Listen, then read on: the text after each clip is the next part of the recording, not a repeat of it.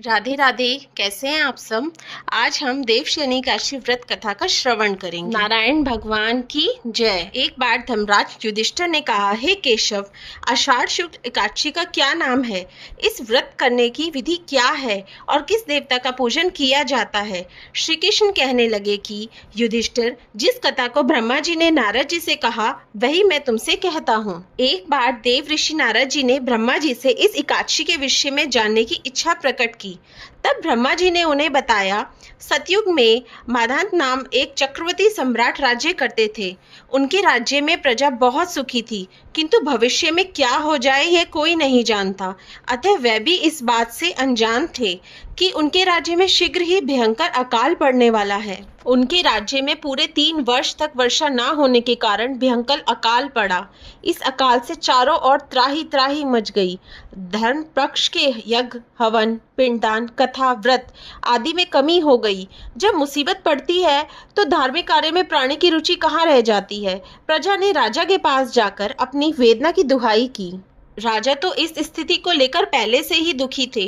वह सोचने लगे कि आखिर मैंने ऐसा कौन सा पाप कर्म किया है जिसका दंड मुझे इस रूप में मिल रहा है। फिर इस कष्ट से मुक्ति पाने का कोई साधन करने के उद्देश्य से राजा सेना को लेकर जंगल की ओर चल दिए। वहां विचरण करते करते एक दिन वे ब्रह्मा जी के पुत्र अंगिरा ऋषि के आश्रम में पहुंचे और उन्हें साष्टांग प्रणाम किया। ऋषिवर ने आशीर्वाद देने के बाद कुशल पूछी। फिर जंगल में विचरने व अपने आश्रम में आने का प्रयोजन जानना चाहा।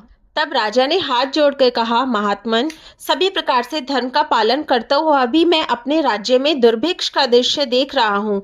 आखिर किस कारण से ऐसा हो रहा है, कृपया इसका समाधान करें। यह सुनकर महर्षि अंगिरा ने कहा, हे राजन, सब युगों से उत्तम यह सतयुग है। इसमें छोटे से पाप का भी बड़ा भयंकर दंड मिलता है। इसमें धर्म अपने चारों चरणों में व्याप्त रहता है। ब्राह्मण के अतिरिक्त किसी अन्य जाति को तप करने का अधिकार नहीं है, जबकि आपके राज्य में एक शूद्र तपस्या कर रहा है। यही कारण है कि आपके राज्य में वर्षा नहीं हो रही है। जब तक वह काल को प्राप्त नहीं होगा तब तक यह दुर्भिक्ष शांत नहीं होगा। दुर्भिक्ष की शांति उसे मारने से ही संभव है। किंतु राजा का हृदय एक नर अपराध शूद्र तपस्वी का शमन करने को तैयार नहीं हुआ। उन्होंने कहा, हे देव, मैं उस निरपराध को मार दूं, यह बात मेरे मन स्वीकार नहीं कर रहा। कृपया करके आप मुझे कोई और उपाय बताएं। महर्षि अंगिरा ने बताया, आषाढ़ माह के शुक्ल पक्ष की एकादशी का व्रत करें। इस व्रत के प्रभाव से अवश्य ही वर्षा होगी। राजा अपने राज्य की राजधानी लौट आए और चारों वर्णों सहित एकादशी का विधि पूर्वक व्रत किया और व्रत के प्रभाव से उनके राज्य में मूसलधार वर्षा हुई और पूरा राज्य धन धान्य से परिपूर्ण हो गया। ब्रह्मा वैवर्त पुराण में देवशयनी एकादशी के विशेष महात्म्य का वर्णन किया गया है। इस व्रत से प्राणी की समस्त मनोकामनाएं पूर्ण होती हैं। नारायण भगवान की जय। इसी एकादशी से चतुर्मास का आरंभ माना जाता है। इस अवधि में कोई भी शुभ कार्य जैसे विवाह आदि नहीं किया जाता।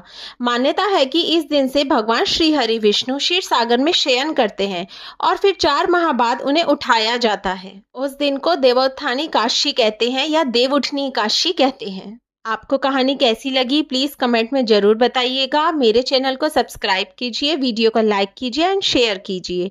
राधे राधे।